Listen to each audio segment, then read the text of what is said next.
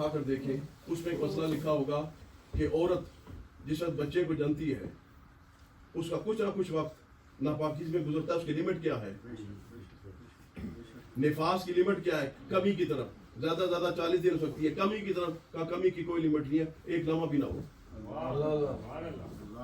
यार वो कौन सी औरत है कि जिसके घर बेटा पैदा हो और उस वक्त उठकर नहा धोकर वुजू करके उस वक्त की नमाज पढ़ ले। औरतों ने तो बनाया हुआ ना जी 40 दिहाड़े चिल्ला कट रहे हैं यहाँ पे, नमाज ही नहीं पढ़नी है 40 दिहाड़े, उन्हें पक्का रखे आया। ये मसला नहीं है, जब खून बंद हो जाए खत्म काम, नहाओ धो नमाज पढ़ो, लेकिन उसकी कम मुद्दत कितनी है, कितने कम से कम मुद्दत का कोई मुद्दत नहीं है। का क्यों? का इसलिए कि कायनात में एक ऐसी साहिबजादी है जो बतूल थी, लेकिन उस दिन की भी नमाज जाया नहीं हुई, इसलिए हम कम का कोई लिमिट नहीं मुकर्रर कर सकते। और ऐसी औरत नहीं बता सकती इस उम्मत के अंदर कि जिसके साथ ऐसा हुआ हो कि कम से कम लिमिट हो। तो बाद में हसन हुसैन की विलादत ने भी ये साबित किया कि नापाकीज़गी आई कोई नहीं। और याद रखें, ये जो नापाकीज़गी है ना, नजस जो हमारे जिस्म से बरामद होती है, ये ऐब नहीं है, उस तरह का ऐब, यानी ये कोई गुनाह तो नहीं है ना। अगर किसी के जिस्म में खून निकला गुनाह हो गया, उसके कद में कोई कमी आ गई है। शहीद का खून निकला है तो क्या वो शहीद नहीं रहेगा? ये उस किस्म का ऐब नहीं है। लेकिन रब ने कहा जो किसी और के लिए ऐब नहीं है ना, सईदा कायनात तुम्हारे लिए ऐब है, तुम्हें वो भी नहीं होगा, उससे भी पाक रखेंगे। लियुज़हिबा अन्कुम अर्रिज्सा अहलल बैत। वहाँ बैठे मैं पूछता हूँ, ये अहलल बैत का मुझे एराब बताएं, ये मंसूब क्यों है, इसके नसब की वजह क्या है? लियुज़हिबा अन्कुम अर्रिज्सा अहलल बैत। यहाँ हज़रत फ़क्र इस्लाम जैसा कुस्ताद हो फिर वो आपको बताएगा, जिसका हर कलमे पर 14 साल जिस बंदे ने कुरान मजीद को अंग्रेजी के साथ कुरान पढ़ा है। दोस्तों, दोस्तियाँ और दुश्मनियाँ चलती रहती हैं। जिस शख्सियत ने 14 साल रोज़ा सिर्फ इसलिए रखा है कि मैं कुरान की तफसीर पढ़ा,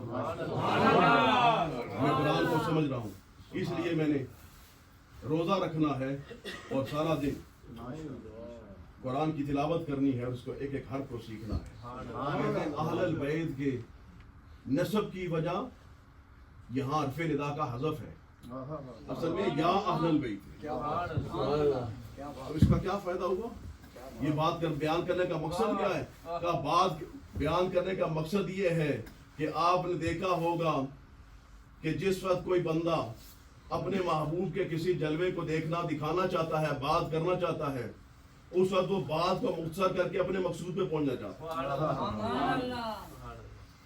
अल्लाह ताला बेकरारियों से पाक है, लेकिन बंदों को बताने के लिए कि मोहब्बत की क्या इंतहा है, का या को हज़फ करो, जल्दी बात करो। अहलल बैत व युतहिरकुम तत्हीरा। इस बात का इरादा फरमाता है कि तुम्हें पाक रखे, सिर्फ पाक रखे नहीं, फेल के बाद मफूल मुतलक। क्या मतलब होता है कि अगर किसी को ये शक और ख्याल है ना कि अच्छे तरीके से पाक करने के मतलब तुम्हें समझ नहीं आ रहा तत्हीर से, क्योंकि खुद तहरा युताहिरु इत्तहरा यत्ताहिरु जो भी आप बाब लेते हैं वो है मुबालगे के लिए, लेकिन उसके बाद तत्हीरन का लफ्ज अच्छे तरीके से तुम्हें पाक रखे, अच्छे तरीके से पाक रखे। जैसा पाक करने का हक है ना, सोचो लोगों, मैं और तुम वुजू करें तो पाक हो जाते हैं, अपने हाथों से अपने मुंह पे डाली पानी डालें तो मुंह भी पाक हो जाता है, दिल भी पाक हो जाता है। वुजू की पाकीज़गी का नाम है। वुजू जो है ये कोई निजासत को धोने का नाम नहीं है, वो निजासत हुक्मी है, निजासत हकीकी तो नहीं है। आपको मैंने बताया था ना, निजासत हकीकी जो जिसको देखकर बंदे को घिन आती है, वो एंट्रे शैट्रे पानी से भी साफ हो जाता है, वो आगे पीछे के पानी से भी साफ हो जाता है, वो कपड़े कुपड़े से भी पाक हो जाता है। लेकिन जो निजासत हुक्मिया का जब तक पूरी तरह वुजू ना करो काम नहीं बनेगा। अगर अपने हाथ से अपने सामने اپنی بالٹی سے نکالا ہوا پانی اس سے وضو کرو، ادھر بھی پاک ادھر بھی پاک، تو رب جس کو کہے میں پاک کرنا چاہتا ہوں، اور یوں کہے کہ تطہیرا اچھے طریقے جیسا پاک کرنے کا حق ہے نا اس کا ارادہ کرو، اور رب ویسے ہی کر دے پاک، تو اتنی بڑی بات ہے۔ جب یہ کہے تطہیرا جیسا پاک کرنے کا حق ہے، تو پھر اہل بیت کی تطہیر کی حد مجھے بتاؤ، حد ہو سکتی ہے؟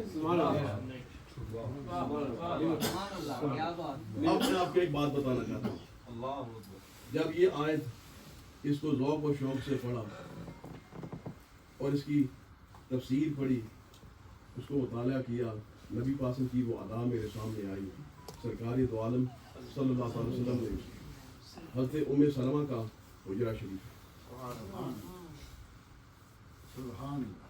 حضرت ام سلمہ آپ فرماتی ہیں کہ مائی صاحب کو بلایا، حضور سیدہ کائنات، حضور مولا کائنات، حضور امام حسن امام حسین، ان کو بلایا سرکار نے، اور حسن و حسین کو دائیں ران پر بائیں ران پر بٹھایا، سیدہ کائنات کو سامنے بٹھایا، مولا کائنات کو اپنے پیچھے بٹھایا، اس کے بعد ان سب کے اوپر چادر تنی، چادر تننے کے بعد ایک ہاتھ باہر نکالا، ہاتھ باہر نکال کر اللہ کی بارگاہ میں فرمایا اللہم ہؤلاء اہل بیت فاذهب عنہم الرجس وطہرہم تطہیرا۔ مولا کریم یہ میرے اہل بیت، ان سے ناپاکیزی کو دور فرما دے اور ان کو پاک رکھ جیسا پاک رکھنے کا حق ہے۔ امام ابن حجر مکی نے الصواعق المرضیہ کے اندر یہ بات لکھی ہے کہ یہ شان نزول ہے، یہ جو واقعہ ہے، سرکار نے یہ دعا کی تو آیت کا یہ حصہ انما یرید اللہ، انہوں نے دوسرا موقع بھی لکھا ہے کہ آیت نازل ہو چکی تو نبی پاک علیہ السلام دعا۔ دوسری تفصیلات پہ جانے کی بجائے میں صرف اتنا آپ کو ذوق کی طرف لے کے جانا چاہتا ہوں، وہ کیا ہے؟ وہ یہ ہے کہ آپ نے یہ سماعت فرمایا کہ مائی صاحبہ کو بلایا، مولا کائنات کو بلایا، حسن و حسین کو بلایا، وہ آئے ان کو بٹھایا، بٹھا کے ترتیب دی، یہ پوری ترتیب لکھی ہوئی ہے جو میں نے عرض کی ہے، اور ایک نہیں درجنوں دکھاؤں گا، درجنوں دکھاؤں گا، اور جو سب سے بڑی معتبر تفسیر ہے طبری شریف، اس کے اندر آپ دیکھیں تو 14 روایتیں مرفوع روایتیں صرف اسی بارے اس آیت کی تفسیر۔